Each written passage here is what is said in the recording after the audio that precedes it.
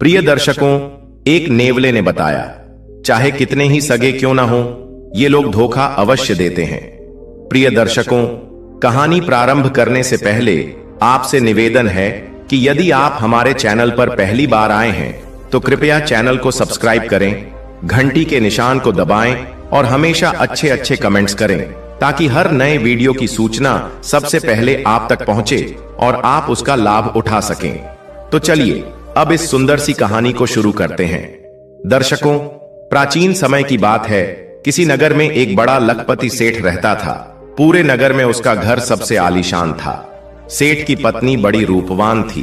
पूरे नगर में कोई भी स्त्री सेठ की पत्नी से सुंदर नहीं थी। उस सेठ के घर में एक पीपल का पेड़ था। पेड़ के नीचे एक बूढ़ा नेवला रहता था। सेठ और सेठानी उस नेवले का खूब ध्यान रखते, हर रोज खाना पानी देते और उसे खूब प्यार करते। प्रिय दर्शकों, सेठ व्यापार के काम से कई दिनों के लिए बाहर जाता रहता था। एक दिन नेवला सेठ की पत्नी से कहता है कि हे सेठानी जी, आपको अपने पति को किसी औरत के साथ अकेला छोड़कर नहीं जाना चाहिए।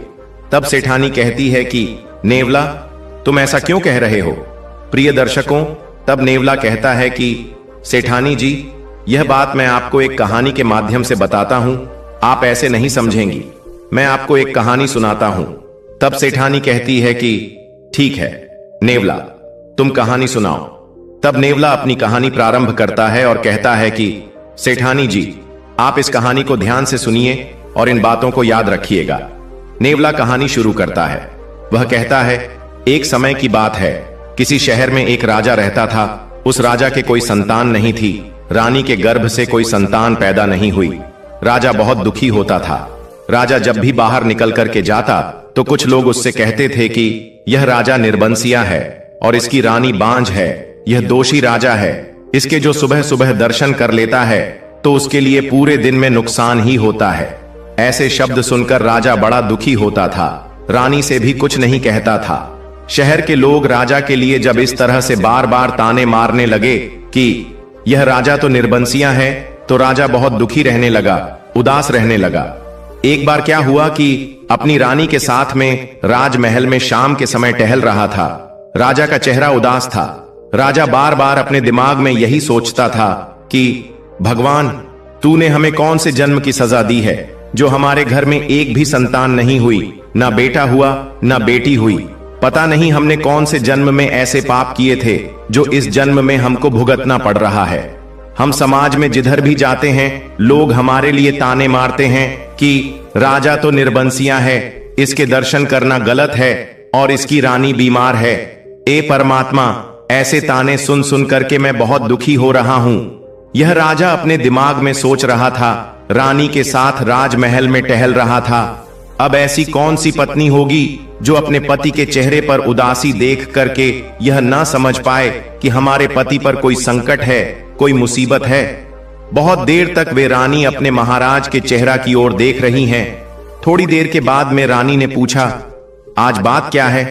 आप जब भी महल में हमारे साथ टहलते हैं तो आपका चेहरा खुश रहता है, लेकिन आज आपका चेहरा उदास है, आपके चेहरे पर चिंता है। महाराज, आज बात क्या है? प्रिय दोस्तों, नेवला आगे कहता है कि राजा ने समझाया, रानी, तुम्हें इससे क्या मतलब है? चेहरा पर हमारी उदासी है, तुम्हें इस बात को क्यों पूछ रही हो? तब रानी ने कहा, क्या मैं तुम्हारी अर्धांगिनी नहीं हूं? क्या मैं तुम्हारी पत्नी नहीं हूं? क्या मेरा हक नहीं बनता है कि तुम्हारे ऊपर कोई संकट या मुसीबत आए तो उस पर साथ देना और संकट के बारे में जानना? क्या यह मेरा हक नहीं है? प्रिय दर्शकों, रानी के ऐसे शब्द सुनकर के राजा ने तब कहा कि रानी, जब तुम हमारी चिंता का कारण, उदासी का कारण पूछती हो तो सुनो। हम जब समाज में निकल करके जाते हैं तो लोग हमें निर्बंसिया कहते हैं और तुम्हें बांझ कहते हैं। उनके ऐसे ताने भरे शब्द सुन सुन करके मेरा दिमाग खराब है और यही मेरी चिंता है। मैं भगवान से पूछता हूं कि भगवान, मैंने कौन से जन्म में पाप किए हैं जो आज हमें इस जन्म में भुगतना पड़ रहा है? हमें संतान का मुख देखने के लिए नहीं मिल रहा है। अपने पति महाराज के यह शब्द सुनकर के रानी ने अपने पति को खुश करने के लिए वहां पर झूठ बोल दिया और कहा कि महाराज, आज आपके चेहरे पर उदासी है। अरे, यह तो खुशी का समय है। महाराज कहने लगे, रानी वह कैसे? जवाब दिया, महाराज हमारा गर्भ ठहर चुका है और हमारे कुछ दिनों के बाद में संतान होने वाली है। राजा ने कहा, क्या तुम सत्य कह रही हो? झूठ तो नहीं बोल रही हो? रानी ने कहा, नहीं महाराज, मेरे तो गर्भ ठहर चुका है, संतान होने वाली है और आपके चेहरे पर उदासी अच्छी नहीं लगती। आप मुस्कुराए। यह सच है कि मेरे गर्भ ठहर चुका है, मैं झूठ नहीं बोलती। तो राजा ने रानी की बात पर विश्वास किया। उसके बाद में राजा के चेहरे पर खुशी झलक लगी। राजा बहुत ही प्रसन्न हुआ।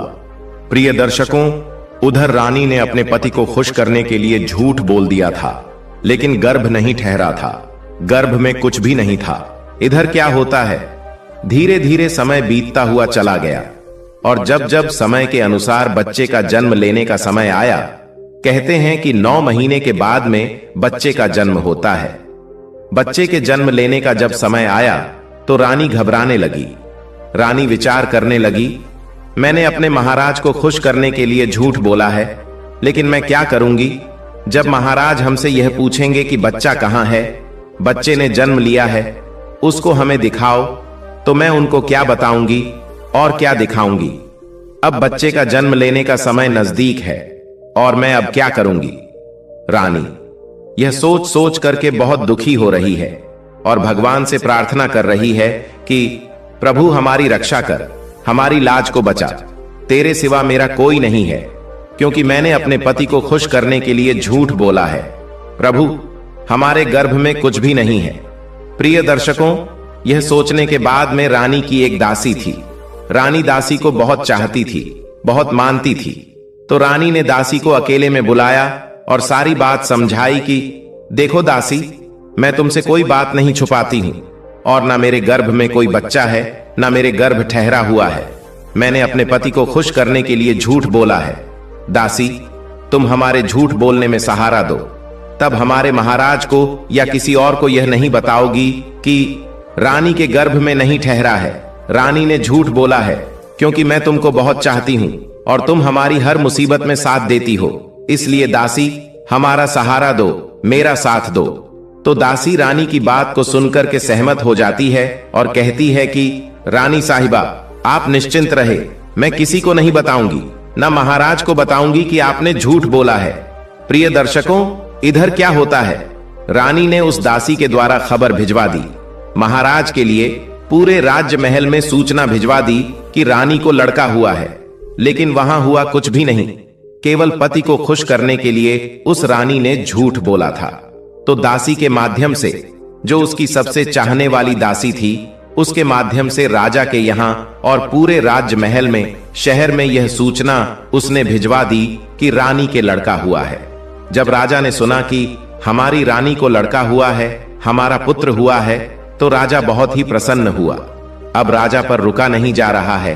राजा राज दरबार से भागा अपने बेटे के दर्शन करने के लिए। जब बेटे के दर्शन करने के लिए भागा तो प्रिय दर्शकों, क्या होता है, रानी ने कहा, आप लड़का अभी नहीं देखेंगे। बोले, क्यों नहीं देखेंगे? बोले, क्यों नहीं देखेंगे? तब रानी ने समझाया, महाराज जिद ना करो, कुल पुरोहित का कहना है कि महाराज अगर संतान को देखेंगे, पुत्र को देखेंगे, तो उनके लिए बहुत बड़ा दोष है, बहुत बड़ा अपराध है, इसीलिए आप अभी नहीं देखेंगे। राजा ने कहा, फिर हम कब देखेंगे?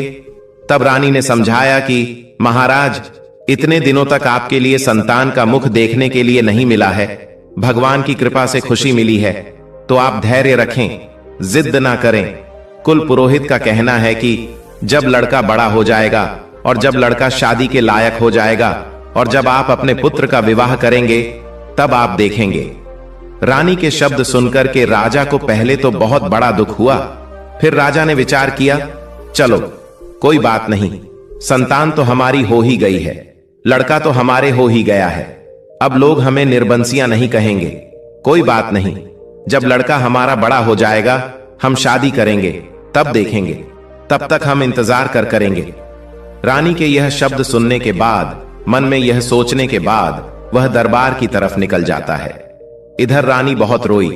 दासी के पास में बैठ करके कहा कि दासी, मैंने अपने महाराज को खुश करने के लिए झूठ बोला है और बहुत बड़ा झूठ बोला है, अब मैं कैसे क्या करूंगी?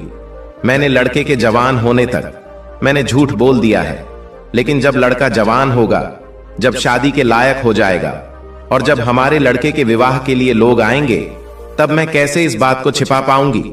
दासी, मैं क्या करूंगी? तो दासी ने समझाया, रानी साहिबा, घबराइए नहीं।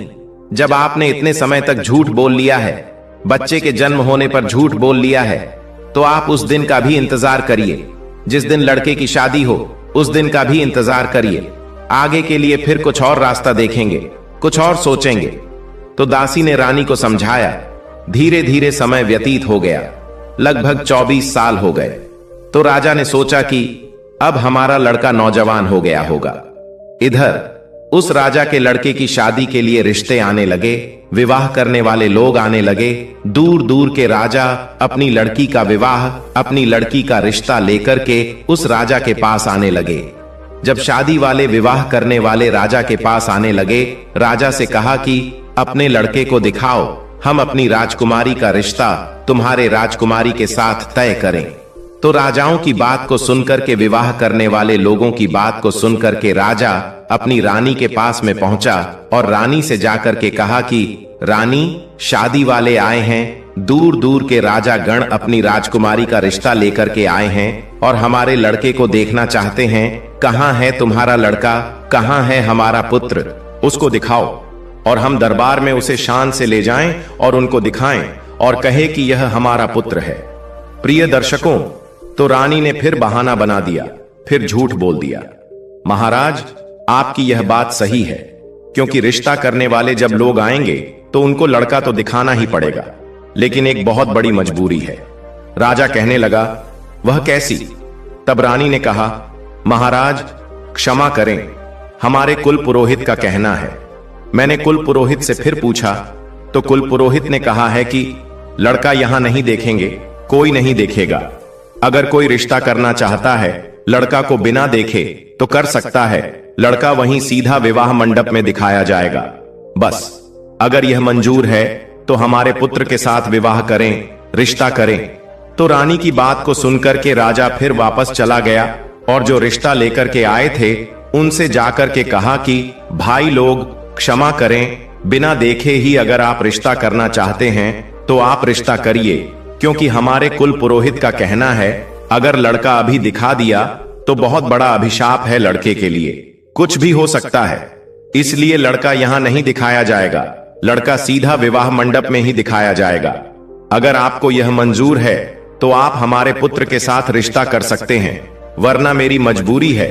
प्रिय दर्शकों, कुछ राजा गण जो थे वह वहां से यह बात को सुनकर के वापस चले जाते हैं, लेकिन एक राजा ने अपनी बेटी का रिश्ता बिना सोचे समझे ही राजा के लड़के के साथ में तय कर दिया और कहा कि महाराज, हमें यह रिश्ता मंजूर है और हमें यह शर्त मंजूर है, हम अपने दामाद को सीधा विवाह मंडप में ही देखेंगे, रिश्ता मंजूर कीजिए। वही होता है, वह राजा जो था अपनी बेटी का रिश्ता उस राजा के लड़के से तय करके और अपने घर को चला जाता है। उधर घर जाकर के राजा विवाह की तैयारियां करने लगता है और इधर वे राजा सारी बात अपनी रानी को जाकर के बताता है कि एक राजा ने अपनी बेटी का रिश्ता हमारे पुत्र के साथ में तय कर दिया है और विवाह की तारीख भी निश्चित हो चुकी है। अब विवाह की तैयारी करो, हम अपने पुत्र का विवाह बहुत ही शान से करने के लिए जाएंगे। प्रिय दर्शकों, अपने राजा की बात को सुनकर कि वहां पर रानी ने कुछ नहीं कहा, जवाब दिया, ठीक है, हम तैयार हैं, विवाह की तैयारियां करो और बेटे की शादी शान से करने के लिए जाओ। राजा तो फिर अपने दरबार की ओर निकल जाता है। इधर रानी को बहुत बड़ा दुख हुआ। रानी ने अपनी दासी को बुलाया और रानी बहुत रोई। अब क्या होगा? विवाह भी तय हो गया है, तारीख भी निश्चित हो गई है। अब मैं कैसे इस बात को छिपा पाऊंगी? मैं कैसे जिंदा रहूंगी? मैं क्या करूंगी? दासी, मैंने ऐसा झूठ काहे को बोला? मैंने ऐसा झूठ बोल करके अपने पति को खुश क्यों किया?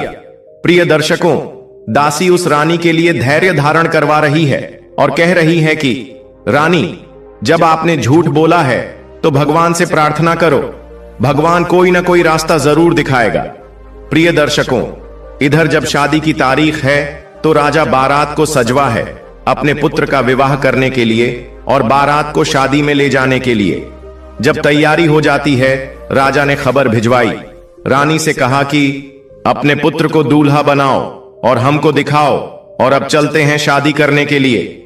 रानी ने समझा दिया कि महाराज, आप इतने दिनों तक रुके रहे, आपके लिए भी बहुत बड़ा दोष है, और आप अभी अपने पुत्र को ना देखिए। अगर आपने अभी पुत्र को देखने की कोशिश की तो कुछ भी हो सकता है, इसलिए आप भी विवाह मंडप में ही अपने पुत्र को देखेंगे। जवाब दिया, ठीक है, मैंने इतने दिनों तक इंतजार कर लिया, अब थोड़े समय की तो बात है।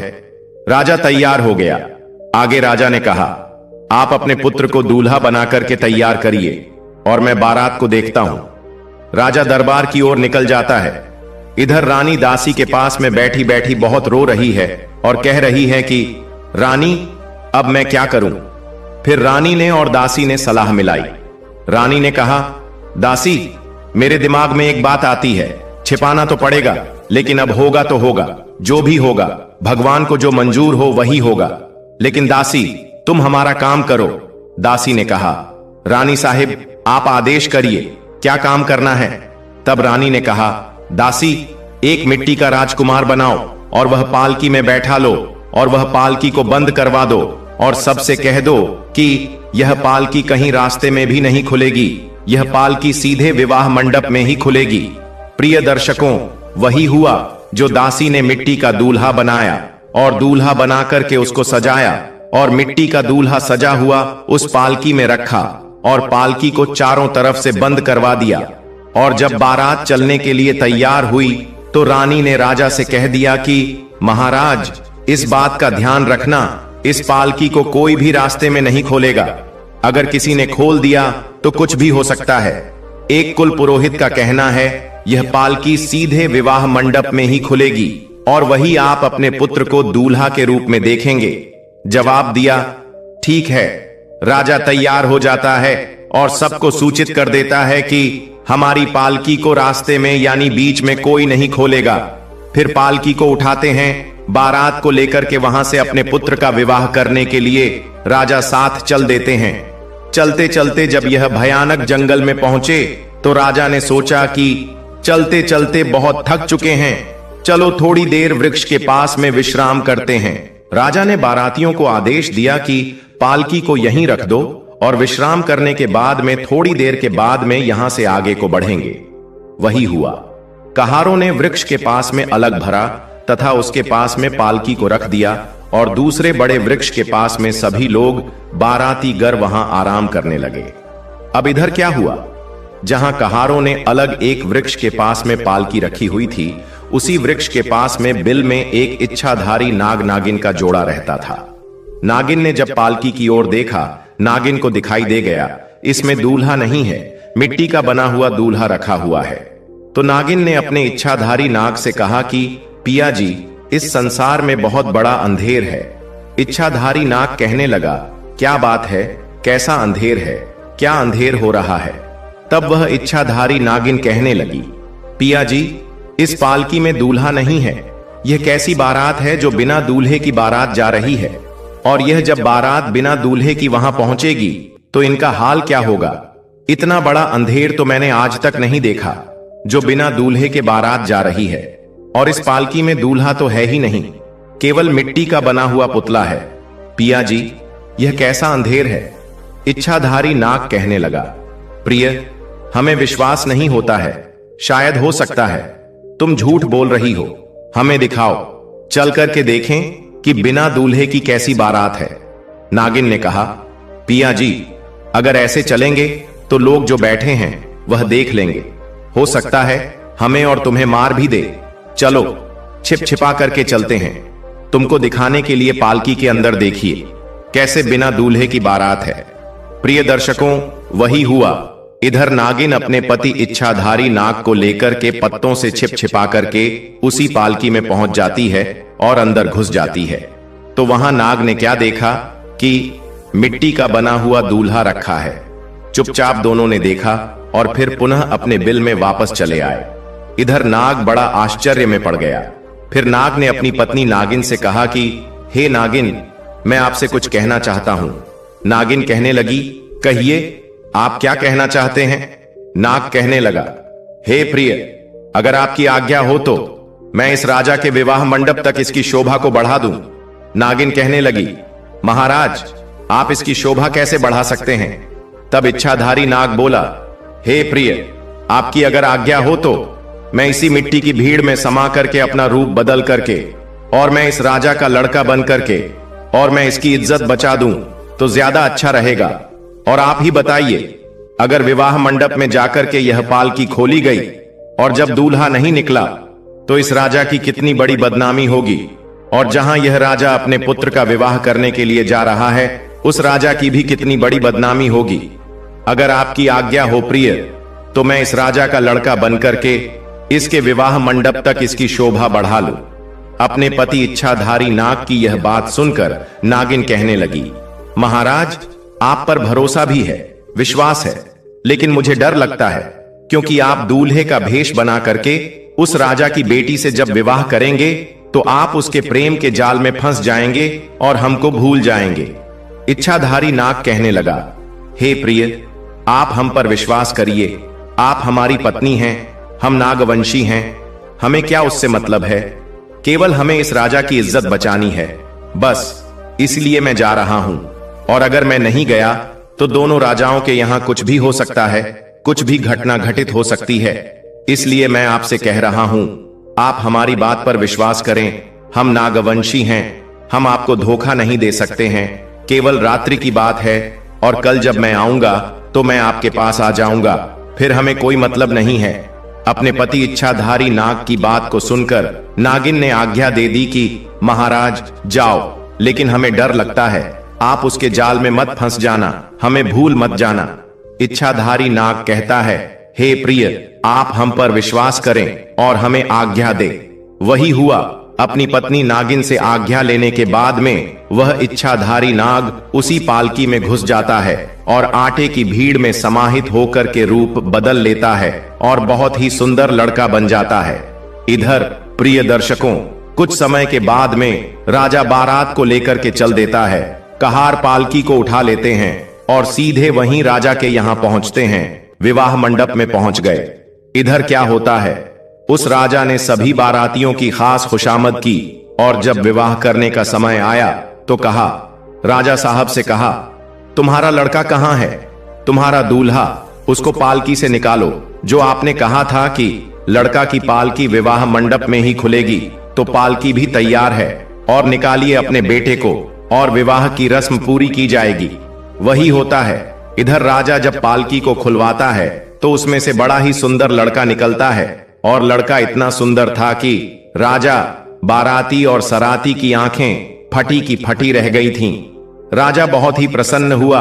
राजा सोचने लगा, इसका मतलब यही था कि हमारी रानी ने हमारे पुत्र को इसीलिए हमें अभी तक नहीं दिखाया था, आज हमें दिखाया है, क्योंकि हमारा लड़का तो बहुत ही ज्यादा सुंदर है, इसके चेहरे पर बहुत ही अच्छा तेज है। उस बेटे के पिता ने भी, उस राजा ने भी जब उस दूल्हे को देखा तो वह बहुत ही प्रसन्न होता है, और उसके बाद में विवाह की रस्म पूरी होती है और उस इच्छाधारी नाग का विवाह उस राजा की बेटी से हो जाता है। बड़ी धूमधाम से विवाह हुआ, और विवाह होने के बाद में इधर उस इच्छाधारी दूल्हा ने, यानी उस राजा के बेटे ने कहा अपने पिताजी से कि पिताजी, हमारी पालकी अलग होनी चाहिए और हमारी पत्नी की पालकी अलग जाएगी। राजा ने कहा, ठीक है। राजा ने उस राजा को आदेश दिया कि हमारे बेटे की पालकी अलग जाएगी, जिसमें केवल हमारा ही बेटा जाएगा, और आप अपनी बेटी की पालकी अलग तैयार करवाओ। राजा ने कहा, ठीक है। प्रिय दर्शकों, वही हुआ। इधर उस राजा ने भी अपनी बेटी की पालकी तैयार करवाई है। अब अलग अलग पालकी को लेकर के कहां राजा के साथ में अपने शहर में चल देते हैं। इधर उसी रास्ते पर आए जहां बारात ने दिन में विश्राम किया था, वहीं आकर के पालकी को रख दिया, और राजा ने कहा कि अब थोड़ी देर विश्राम करें, फिर आगे चलते हैं। दोस्तों, पालकियां को जब रख दिया, कहारों ने उन्हें एक वृक्ष के पास में, और उसके बाद में सब लोग वहां पर विश्राम करने लगे हैं। कुछ लोग तो वहां पर सो भी गए थे। इधर वह इच्छाधारी नाग था जो दूल्हा बना था, वह अपना रूप बदल करके अपनी पत्नी नागिन के पास में पहुंचता है, जो नागिन उसका बेसब्री से इंतजार कर रही थी। और जब अपने पति को नजदीक आता हुआ देखा तो नागिन बहुत प्रसन्न होती है और उसके बाद में कहा, पिया जी, क्या शोभा बढ़ा दी? जवाब दिया, हां, मैंने वहां इस राजा की इज्जत को बचा दिया और इसके विवाह मंडप की शोभा भी बढ़ाई और मैंने विवाह भी किया और वह पत्नी दूसरी पालकी में बैठी हुई है। नागिन बहुत प्रसन्न हुई और नागिन ने कहा, ठीक है महाराज, आपने बहुत अच्छा काम किया है, लेकिन अब आप कहीं नहीं जाएंगे, अब आप यहीं पर रहे। फिर इच्छाधारी नाग ने फिर कहा, प्रिय, जरा विचार करो थोड़ी, आया, हम आपसे और चाहते हैं। नागिन कहने लगी, पिया जी, आप क्या कहना चाहते हैं? आप हमसे दूसरी आज्ञा कौन सी चाहते हैं? जवाब दिया, आज्ञा यह चाहते हैं, मैंने बाहर तो इस राजा की इज्जत को बचा दिया, अब जरा विचार करिए, यह नई नई दुल्हन आई है और जब अपनी ससुराल में जाएगी, जब इसको इसका पति नहीं मिलेगा तो इसका क्या हाल होगा? मैं इस बात को सोच सोच के बहुत दुखी हो रहा हूं और मैं आपसे कहना चाहता हूं, लेकिन कहने की आपसे हिम्मत नहीं पड़ रही है, क्योंकि आप आज्ञा देंगे या नहीं देंगे? जब दिया, नागिन ने कहा, इससे हमें कोई मतलब नहीं है, कुछ भी हो, लेकिन आपने इसकी बाहर तो शोभा बढ़ा दी, अब आप हमको छोड़ करके यहां से नहीं जा सकते। उस इच्छाधारी नाग ने फिर कहा, आप हैरान ना हो, आप परेशान ना हो, जरा विचार करिए, अगर इस लड़की के लिए इसका पति वहां जाकर के नहीं मिलेगा तो इसका हाल क्या होगा? यह तो मर जाएगी और ज्यादा नहीं। प्रिय, मैं 2 दिन के लिए आपसे आज्ञा और चाहता हूं, 2 दिन के बाद में मैं आपके पास में पुनः चल लाऊंगा। जब यह लड़की अपने मायके के लिए चली जाएगी, जब इसके पीहर वाले उसको पीहर ले जाएंगे और मैं आपके पास चलाऊंगा, केवल 2 दिन की हमें आज्ञा दे और उसके बाद हम आपके पास होंगे। मेरी बात पर विश्वास करें, हम आपको धोखा नहीं देंगे। मैंने उस दिन भी कहा था कि हम लोग नागवंशी हैं, इसलिए हम तुम्हें धोखा नहीं देंगे। आपने पति इच्छाधारी नाग की बात को सुनकर वह नागिन बहुत दुखी होती और कहती है, पिया जी, आज हमें विश्वास हो गया कि तुम हमसे झूठ बोल रहे हो, तुम हमें भूल जाओगे, हमको तड़पता हुआ अकेले जंगल में छोड़ जाओगे, इसीलिए तुम हमसे बार बार जिद कर रहे हो। ऐसी करुण भरी बातें सुनकर के इच्छाधारी नाग ने समझाया, प्रिय, मैं आपसे वादा करता हूं, वचन देता हूं कि मैं लौट करके जरूर आऊंगा, मुझे उससे कोई मतलब नहीं है, केवल 2 दिन की बात है, 2 दिन की हमें आज्ञा दे दे, आप चिंता ना करें, आपको मैं धोखा नहीं दूंगा, मैं तुरंत ही लौट कर करके आऊंगा। उस इच्छाधारी नागिन की इच्छा नहीं थी, लेकिन फिर भी उस नागिन ने कह दिया कि महाराज, जब ऐसी बात तो आप जाइए, लेकिन आपसे मैं यही कहती हूं कि आप हमें भूल मत जाना, और हमारे दिल में अब यह आ रहा है कि आप हमें छोड़ करके जा रहे हैं, दोबारा लौट करके नहीं आएंगे। प्रिय दर्शकों, तो फिर इच्छाधारी नाग ने अपनी नागिन को समझाया। आज्ञा लेने के बाद में वह नाग फिर पुनः पालकी में बनकर के बैठ जाता है और इधर उस रानी ने झूठ बोला था अपने पति से कि मेरे गर्भ भर चुका है, कोई लड़का नहीं हुआ था। वह रानी पूरी रात जागती रही और भगवान के मंदिर में अरदास लगाती रही, अर्जी लगाती रही, प्रार्थना करती रही कि हे दीन बंधु, हमारी रक्षा करें, मेरी लाज को बचाए आए। और मैंने तो अपने पति को खुश करने के लिए झूठ बोला था, लेकिन हमें यह नहीं मालूम है कि यह नौबत आ जाएगी। हे प्रभु, मैं क्या करूं, मेरी लाज को बचाए, और अगर आज आपने मेरी लाज नहीं बचाई तो मैं मर जाऊं। इस तरीके से पूरी रात उस रानी के लिए रोते रोते उस मंदिर में सो जाती है। सवेरा हो गया, दिन निकल आया, लेकिन रानी अकेली उस मंदिर में रोती रही। केवल दासी को मालूम था कि रानी कहां है और किसी को नहीं मालूम था। इधर राजा अपने पुत्र, बहू और पुत्र की पालकी को लेकर के अपने घर पर पहुंचता है, और इधर जब दासियां ने, दरबारियों ने दूल्हे और दुल्हन की पालकी की सुंदरता को देखा, और जब उस दासी ने देखा कि राजा का पुत्र भी आया हुआ है, उसे तो मालूम था कि रानी का कोई पुत्र नहीं हुआ है। फिर दासी ने कहा कि पुत्र दुल्हन के साथ में आया हुआ है, तो उस दासी की आंखें चकमाका गई, आश्चर्य में पड़ गई, और फिर उसके लिए खुशी का ठिकाना नहीं रहा। वह दासी उस मंदिर में भागी जिस मंदिर में रानी माथा पटक रही थी और भगवान से अपनी अरदास लगाई हुई थी। दासी भाग करके पहुंचती है मंदिर में, सारी बात रानी को बताती है और कहा, हे रानी साहिबा, भगवान ने तुम्हारी बात सुन ली है, तुम्हारे पुत्र वधू तुम्हारे पुत्र के साथ में आई है और तुम्हारा पुत्र बहुत सुंदर है। सब देखने वाले उसकी ओर देख रहे हैं। प्रिय दर्शकों, जब रानी ने अपनी दासी के यह शब्द सुने तो बार बार भगवान के लिए धन्यवाद करती है। खुशी के आंसू छलक आए और भगवान को धन्यवाद करने के बाद में दासी के साथ में वह रानी घर पर आती है और अपनी पुत्र वधू के लिए बड़े सम्मान सहित घर में ले जाती है। अपने बेटे को सीने से लगा लेती है, कलेजे से चिपका लेती है, क्योंकि उसने तो झूठ बोला था। उसने सोचा यह प्रभु का प्रसाद है, यह प्रभु की कृपा है। इधर उस राजा के खुशी का ठिकाना नहीं रहा। अब तो राजा बहुत ही दान लटवा रहा है, दावत कर रहा है, दावत कर रहा है। राजा के यहाँ खुशियां ही खुशियां मनाई जा रही हैं। इधर क्या हुआ, अब वे जो इच्छाधारी नाथ दूल्हा बनकर के गया था, उसका पति बनकर के गया था, वे उस लड़की के जाल में फंस जाता है, उस लड़की के प्रेम के जाल में फंस जाता है और धीरे धीरे वह अपने इच्छाधारी नागिन को भूलने लगा। 2 दिन की कहकर गया था कि मैं 2 दिन के बाद में लौट आऊंगा, लेकिन 2 दिन की बजाय 2 महीने हो गए। महीना बीत गया, लेकिन उस इच्छाधारी नाग ने उस लड़की के प्रेम के बंधन में फंस करके अपने इच्छाधारी नागिन को भुला दिया। उसके प्रेम के में फंस गया। वह अपनी इच्छाधारी नागिन को पत्नी के लिए बिल्कुल भूल चुका था। इधर 6 महीने तक वह इच्छाधारी नागिन अपने पति इच्छाधारी नाग का इंतजार करती रही। जंगलों में भटकती रही, इधर उधर देखती रही, ढूंढती रही कि हमारे पति आएंगे, हमारे पति आ जाएंगे। लेकिन इंतजार करते करते उस इच्छाधारी नागिन को 6 महीने बीत गए और जब 6 महीना गुजर गए तो नागिन को बड़ा ही कष्ट हुआ, बहुत दुख हुआ और उसके बाद में नाग के लिए क्रोध भी आया। नागिन कहने लगी, अब हम जाएंगे वहीं राजा के घर में, अपने पति को जीवित नहीं छोड़ेंगे, उस स्त्री को, उस लड़की को भी जीवित नहीं छोड़ेंगे। यह विचार करने के बाद में ऐसा विचार इच्छाधारी नागिन उस जंगल में करती है।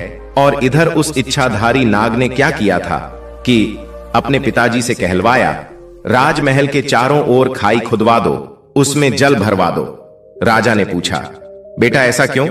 जवाब दिया, पिताजी हम जो कह रहे हैं आप उसको पूरा करें, क्योंकि आप हमारे पिता हैं। हमें कोई शंका है, इसलिए मैं यह कह रहा हूं कि राजमहल के चारों ओर खाई खुदवा दी जाए और उसमें जल भरवा दिया जाए। बेटे के कहने की देरी थी कि तुरंत ही यह काम हो गया।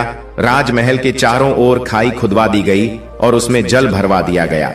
अब वह इच्छाधारी नाग विचार करता है कि हमारी वह नागिन अब नहीं आ पाएगी जिसको मैं भूल चुका हूं, प्रेम के जाल में फंस गया हूं और इस लड़की के साथ ही सारी जिंदगी में बिताऊं। ऐसा इच्छाधारी नाग ने विचार किया, निश्चिंत होकर कि वे राजमहल में अपनी पत्नी के साथ में रहने लगा था। इधर प्रिय दर्शकों, 2 महीने के बाद में क्रोध में आकर के नागिन जब उस लड़की को डसने के लिए चलती है, राजा के राजमहल के पास में आती है। उसने क्या देखा कि राजमहल के चारों ओर खाई खुदी है, पानी भरा हुआ है। इच्छाधारी नागिन समझ गई, इसका मतलब है कि हमारे पति नाग ने हमें मरने की के लिए यह जाल बिछाया है। अब तो उसे और ही गुस्सा भर चुका था और सोचने लगी कि हम अपने पति को भी जीवित नहीं छोड़ेंगे। वे इच्छाधारी नागिन अब इधर उधर रास्ता ढूंढती है, कई रास्ते मिल जाएं तो मैं जल्दी से अपने पति के पास में पहुंच जाऊं, उस लड़की के पास में पहुंच जाऊं। कुछ समय के बाद में थोड़ी सी जगह राजमहल में जाने के लिए उस नागिन को मिल जाती है और उसी के रास्ते में नागिन जो थी वही पहुंची जहां वह इच्छाधारी नाग, उसका पति उस लड़की के साथ में अपनी पत्नी के साथ पलंग पर सो रहा था। जब इच्छाधारी नागिन पहुंची, अपने पति को सोता हुआ उस लड़की के पास में देखा तो उस इच्छाधारी नागिन को बहुत बड़ा क्रोध आया। सोचने लगी, विचार करने लगी, यह जोड़ी तो बहुत ही सुंदर है, मैं इस जोड़ी को कैसे खत्म करूं? अगर मैं अपने पति को मारती हूं तो इस लड़की का क्या हाल होगा? यह पति के बिना मर जाएगी। अगर हम इस लड़की को मारते हैं तो हो सकता है हमारे पति इसके गृह जाल में इतने फंसे हुए हैं कि हमारे पति आत्महत्या ना कर ले, कहीं हमारे पति मर ना जाए। मैं तो विधवा हो गई हूं, मुझे तो विधवा बना ही दिया है, कहीं ऐसा ना हो कि दूसरी लड़की भी विधवा हो जाए, कहीं ऐसा ना हो कि हमारा पति मर जाए।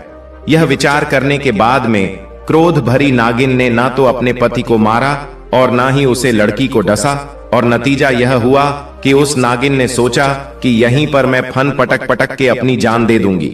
प्रिय दर्शकों, वही हुआ। उस नागिन ने पलंग के पास ही अपना फन पटक पटक करके वहां जान दे दी। इधर जब वह नागिन मर जाती है, सवेरा होता है। जब सवेरा होता है तो उस इच्छाधारी नाग की जो दूसरी पत्नी थी, वह उठकर के बिना कुछ देखे ही काम करने के लिए चली जाती है। और इधर वे इच्छाधारी नाग जब उठता है, और जैसे ही उठता है उसकी नजर उसकी नागिन पर पड़ती है, जो नागिन मरी पड़ी थी।